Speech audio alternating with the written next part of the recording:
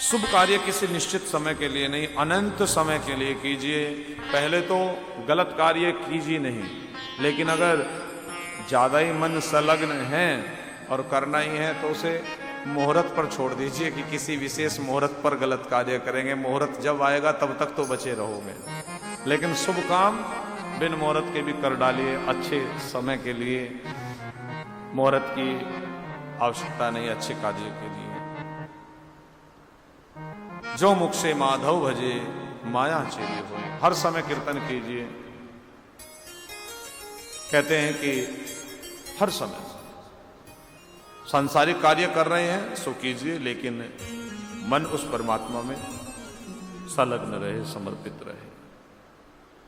सोनक जी ने, सोनकादि के ऋषियों ने सूर्य जी से कहा, गुरुदेव आपने तो बड़ी सरलता से कह दिया कि मन को प्रभु में लगाएं।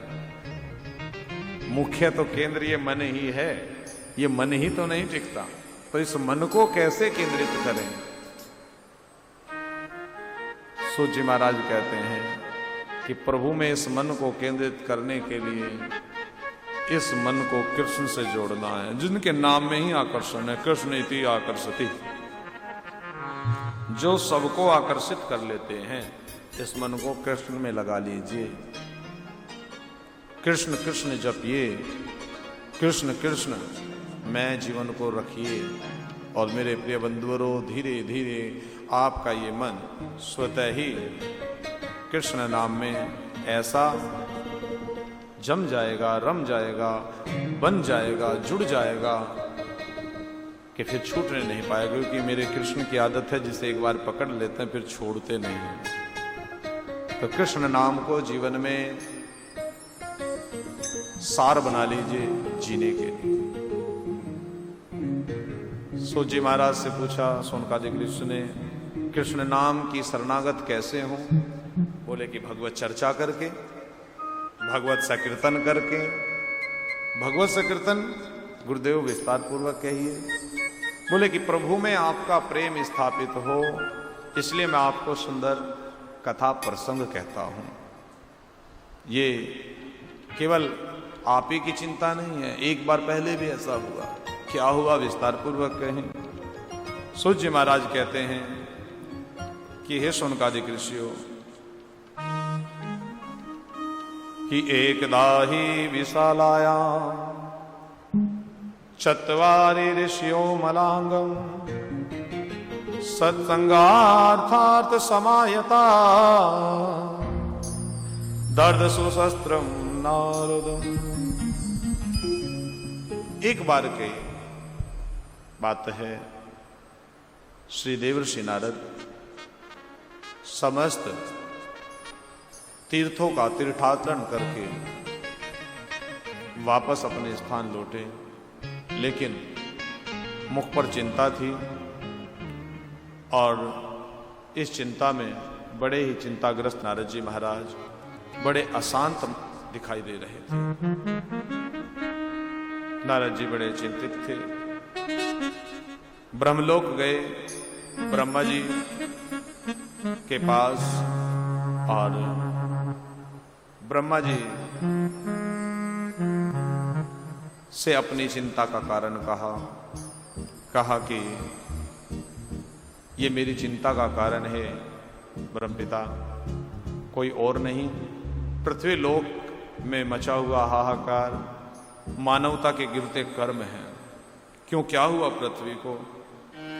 नारद जी ने कहा कि मैं पृथ्वी के समस्त तीर्थों में गया, लेकिन सभी तीर्थों में मैंने देखा कि धर्म लेश मात्र पृथ्वी पर, बाकी सभी में स्वार्थ सिद्धि हो रही है, व्यक्ति व्यक्ति को छल रहा है। माता पिता की सेवा घरों में होनी चाहिए, लेकिन उनके लिए वर्ध आश्रमों की तैयारी हो रही है। गऊ की सेवा घर में होनी चाहिए, गऊओं के लिए गौशालाएं बनाई जा रही हैं। अपराध कम करने की स्थिति में नहीं है, अपराधियों के लिए और रहने की व्यवस्थाएं जेल बड़ी की जा रही हैं। अर्थात चारों ओर काम, क्रोध, मद, लोभ, मोह, अहंकार, मत्सर, इन सब का बोलबाला हो चुका है। गुरु के प्रति शिष्य की आस्था, माता पिता के प्रति संतानों की आस्था, पति पत्नी के संबंधों में विच्छेदन, मित्र मित्र के प्रति एक दूसरे से कुशल व्यवहार न रख करके छल कपट रख रहा है। चारों ओर अशांति व्याप्त है। कहां कहां गए नारद तुम, जरा बताओ तो सही, ऐसा कहां तुम्हें पृथ्वी पर ये सब दिखा? कि अहम तो पृथ्वी मायापो ज्ञात्वा सर्वोत्मन्नति पुष्करम च प्रयागम च काशीं गोदावरी तथा हरि क्षेत्रे कुरुक्षेत्रे श्रीरंगम सेतु बंदनम एवमाधीषु तीर्थेषु ब्रह्ममान इत्ततः। महाराज, जो जो मुझे पता था, जो जो मुझे ज्ञान था कि अहम त्वा पृथ्वीमा ज्ञातो, जो जो मुझे ज्ञान था पृथ्वी के तीर्थ में, वहां पर पहुंचा। कौन कौन से तीर्थ में पहुंचे? पुष्कर गया, काशी गया, गोदावरी गया, प्रयागराज गया, हरि क्षेत्र हरिद्वार गया, कुरुक्षेत्र पहुंचा, सेतु बंधनम रामेश्वर में गया। लेकिन समस्त स्थानों पर मुझे पाप बढ़ता हुआ, धर्म क्षय होता हुआ नजर आया। मन अशांत हुआ तो मैं आपके श्री चरणों में चला आया कि अब आपकी रची हुई सृष्टि का उद्धार कैसे होगा। बताते हैं पूज्य पाद स्वामी जी कि नारद जी ने कहा कि तब जब चारों ओर मेरा मन अशांत हुआ तो मैं आपकी शरण में आया।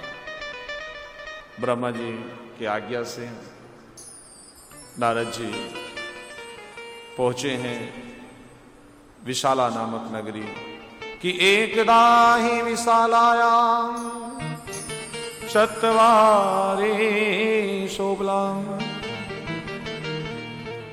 सत्संगार्थार्था समायता ददसु शस्त्रम नारद।